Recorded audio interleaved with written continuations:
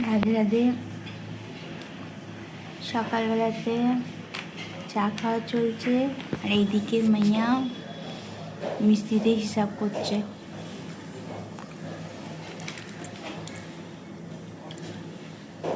বাবা নিচে নামছে, আওয়াজ হচ্ছে।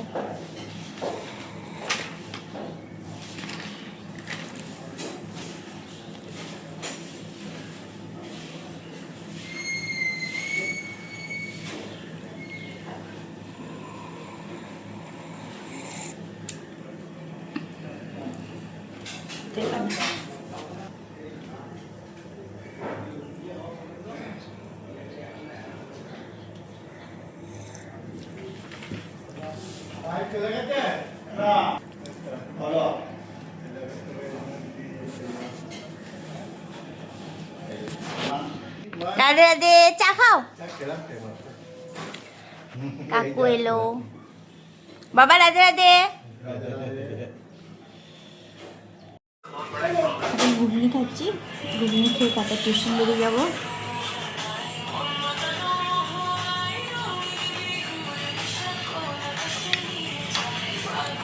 মাইয়া গান শুনছে।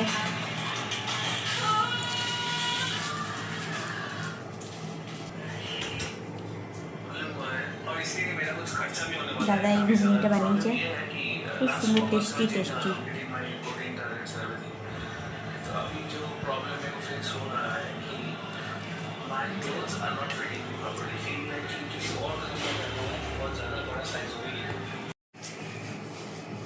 দিদি রুটি করছে।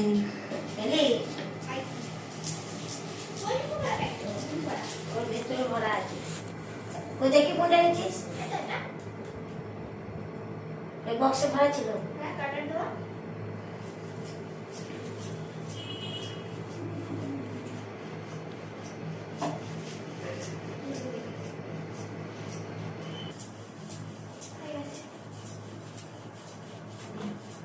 তোর এখনো শীত করছে বুনু?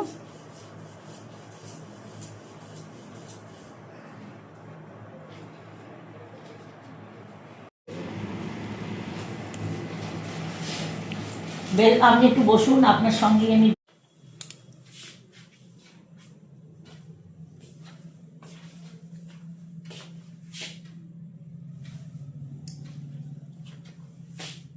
জলের বোতলটা ভর্তি ভুলে গিয়েছিলাম।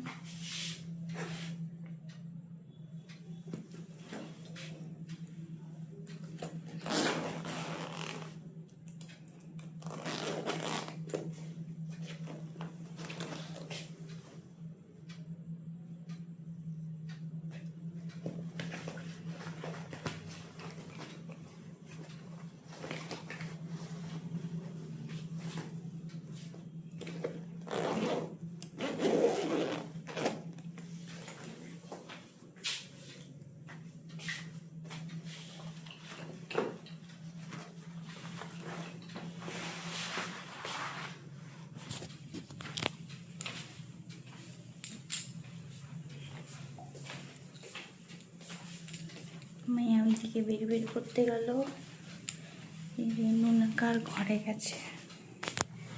আমি একটু জল খেয়ে নিই।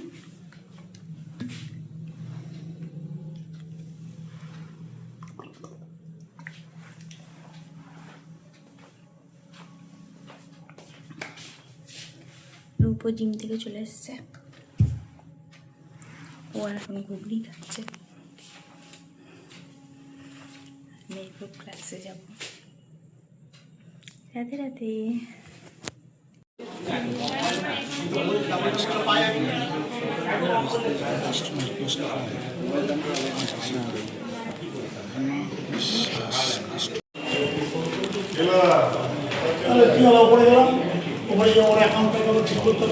রাধে দাদা।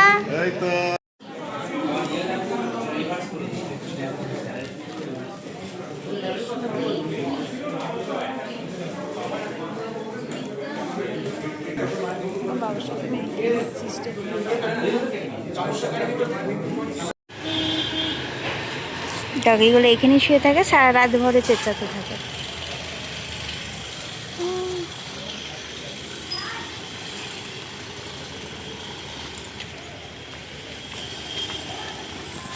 সূচি মায়ের ঘরে যাচ্ছি। রাধে রাধে কাকু।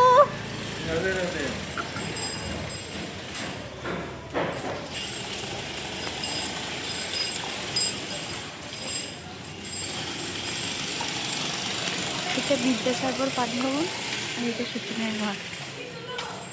সূচি মায়ের ঘরটা কত সুন্দর দেখতে, পুরোনো দিনের ঘর। আর এটা আমাদের বাড়ির সামনে ফ্ল্যাট বাড়িটা। রাধে রাধে সচিমা। রাধে রাধে সচিমা। রাধে সচিমা,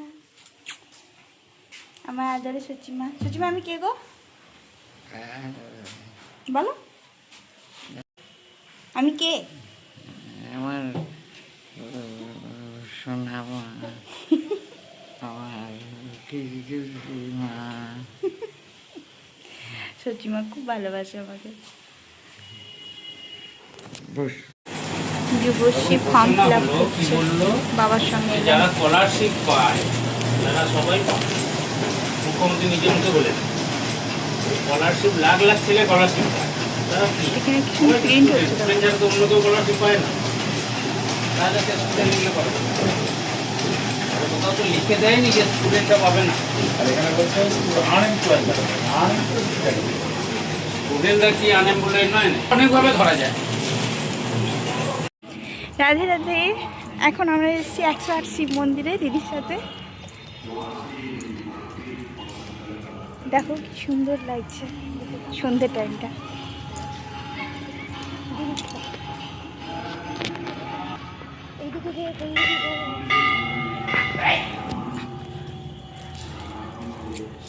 আমি এতগুলো ফুলকে কী করে প্রণাম করবো? আমি গলায় হাত দিয়েই থাকবো। তাহলে তুমি আমাকে ভালো করে দিও।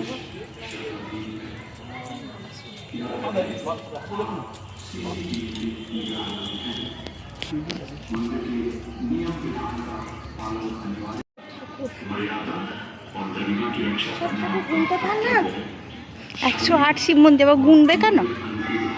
108টা আছে। তো আমি সব কটা দেখতে পাবো? সবাইকে তো রং মাখিয়েছে, কে মাখালো? मंदिर की सुरक्षा के लिए आपको मंदिर परिसर से बाहर जाने का अनुरोध कर सकते हैं और मंदिर की पुलिस में अभियोग भी दर्ज करा सकते हैं। এই ভাই সবাই কি রং মাখিয়েছে? চলো শিবটাকে পাহাড়ি গান शिव मंदिर प्रबंधन समिति की तरफ से ওইদিকে লিঙ্গু আর এইদিকে आप सभी को एक शुभकामनाएं रही। ওইদিকে লিঙ্গু। इस मंदिर प्रांगण में आपका भ्रमण सुखद और सकारात्मक रहे। धन्यवाद।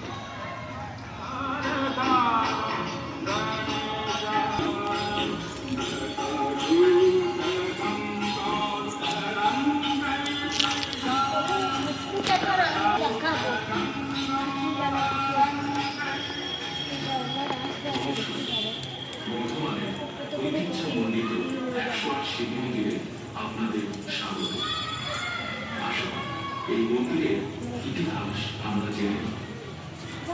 মহারাজ তিলকচন্দ্রের মৃত্যুর পর তার পুত্র দেশচন্দ্র মাত্র 6 বছর বয়সে বর্ধমানের সিংহাসনে বসেন। তবে দিল্লির বাদশাহ স্বীকৃতি দিলেও ওয়ারেন হ্যাস্টিংস তা অস্বীকার করেন। হ্যাস্টিংস ও তার সহযোগীরা কর আদায়ের নামে সাধারণ মানুষের উপর চরম নির্যাতন চালান, যা 1776 সালের মন্বন্তরের সূচনা করে এবং তবে বর্ধমানের অনাহারে মারা যান। এই অন্যায়ের বিরুদ্ধে রাজমাতা বিষ্ণুকুমারী এক কঠিন আইনি লড়াইয়ে অবতীর্ণ হন এবং জয়লাভের আশায় মহাদেবের কাছে 108 শিব মন্দির নির্মাণের প্রতিজ্ঞা করেন। অবশেষে 1789 সালে তিনি জয়ী দিদি একটু পা চালিয়ে। নিচে ছুটছি আমি, কেন ছুটতে? ওই তো বিদ্যুৎ, ওই তো দেখি।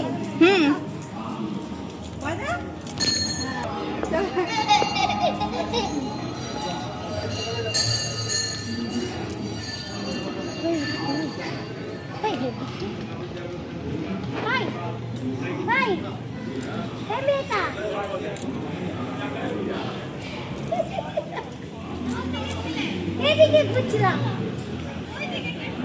তোরা এইদিকে গিয়েছিলিস? চ চ চ, আর যাবো না, এইটুকু এমনি করে নিচে যদি হারিয়ে যায় চলো চলো ওখানে চলো এসো। রনি কোথায়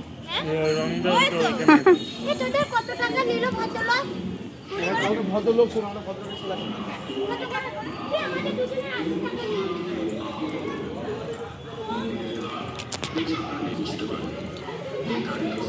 ডুব এসো।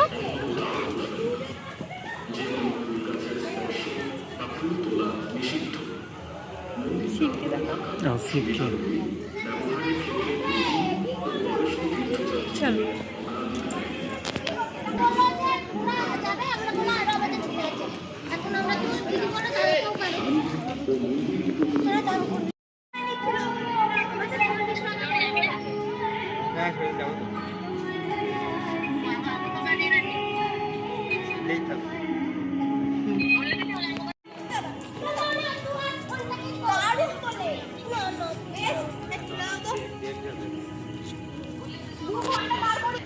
দু ঘন্টা বাবারে। 2 ঘন্টা আরে ছবি দিতে হবে হ্যাঁ বলে দিয়েছি হ্যাঁ বলে দিয়েছি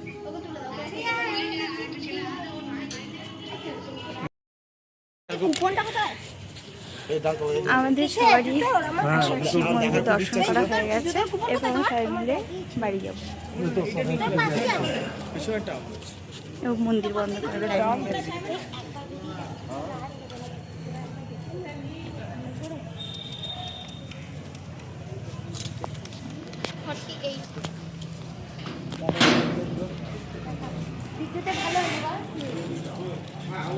ওগুলো দেখেনি ওর সব ছিল আমার ভাগ দেখে আমি দেখিয়ে দিলাম হ্যাঁ যাও আগে রাখি আছে তারপরে মায়ের বন্ধু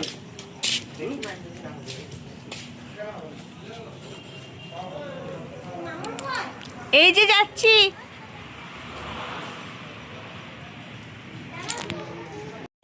সবাই মিলে এইখানে ফুচকা খেলাম মন্দিরের পাশেই, লাগছে এরপর গাড়ি ধরবো।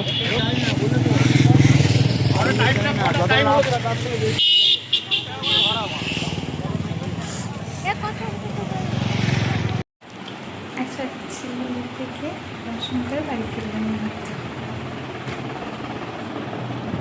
ওইদিকে নেমে পড়লো গান শোনার জন্য। টাউন হলের প্রোগ্রাম চলছে, গান নাচ, আর আমি আর বুড়িদি চলে এলাম।